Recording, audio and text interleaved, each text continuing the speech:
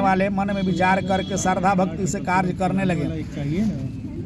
राजा उसी समय साधु राम बनिया जाता है, पूछा कि हे सरकार, भगवान के व्रत में क्या फल मिलता है, क्या करते हैं, किस लिए कार्य करते हैं। ऐसे मन में सोच करके श्रद्धा भक्ति से कार्य करने के लिए तैयारी होते हैं।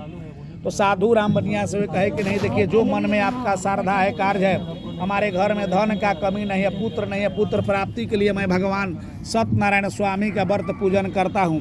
ऐसे वचन को सुनने के बाद में इच्छा प्राप्ति करने वाले मन में ध्यान दे करके श्रद्धा भक्ति से कार्य करने लगे।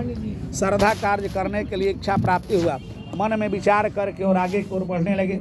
इसी समय में साधु राम बनिया पूछा और कहा कि नहीं सरकार, इसका विधान बताइए। हम भी मन में विचार है कि हमारा कोई संतान नहीं है, संतान प्राप्ति के लिए मैं भी इस व्रत को करूँगा। ऐसे मन में सोच करके और फिर भी श्रद्धा भक्ति के अनुसार से कार्य करने के लिए तैयार घर पर गए और अपने पत्नी लीलावती से कहे कि देखो, एक श्रद्धा पूर्ति कार्य करने वाला, इच्छा प्राप्ति करने वाला व्रत को मैंने सुना, देखा, अगर इच्छा हो तो कार्य कर लिया जाए। मन में संकल्प करने से भगवान का इच्छा पूर्ति हो जाता है। जाकर के संसारिक धर्म में लोगों प्रवेश हुआ तथा 10 महीने के बाद उनके गर्भ से कन्या जन्म ली। जैसे दिनों दिनों शुक्ल पक्ष का चंद्रमा के बढ़ोतरी होता है, उसी तरीका से बढ़ोतरी होने लगा। ऐसे मन में विचार लेकर के और श्रद्धा भक्ति के साथ में कार्य करने लगा।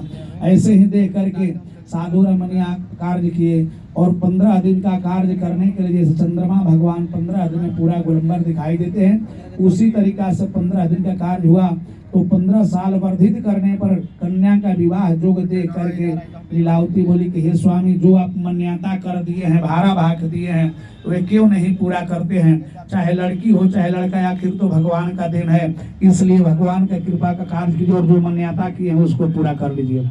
ऐसे मन में विचार करके श्रद्धा भक्ति के साथ कार्य किए, मन में विचार करके और प्रतिज्ञा कार्य करने के लिए किए। फिर भी साधु राम बनिया बोल देता है कि बाबू, एक ही बार में विवाह के समय कथा को सुन लिया जाएगा, जाओ बैठो। ऐसे जाकर के वहां पर बैठ जाती है।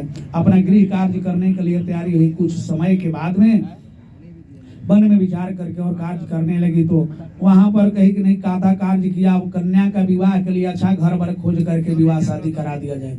वर में विवाह करने के लिए कंचनपुर नगर से अपने जाति बंधु बंधाओं को मिला करके विधिवत उनका विवाह संस्कार करा दिया गया। लेकिन विवाह के समय भी कथा सुनना लोग भूल जाते हैं।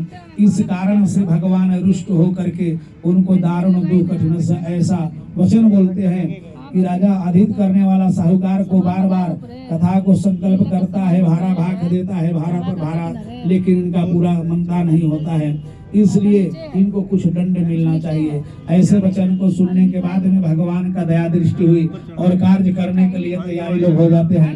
मन में श्रद्धा भक्ति कार्य करने के लिए जब व्यापार करने के लिए जब ही जाते हैं, उसी व्यापारी के दिन रक्षित करने वाला राजा का धन चोरी गया और उल्टा दोष लगा करके दोनों रक्षित ससुर दामाद को जेल में लोग बंदी बना दिया। जेल में जाने के बाद में कोई उनका कहना नहीं सुनता है। कितना हो कहे कि नहीं, हम लोग व्यापार करने वाले व्यापारी हैं, लेकिन कोई नहीं सुन पाया और मन में विचार करके कार्य करने के लिए जिद किया और महाकारागार यानी जेल में लोग बंदी बना दिए। जेल में चले जाने के बाद में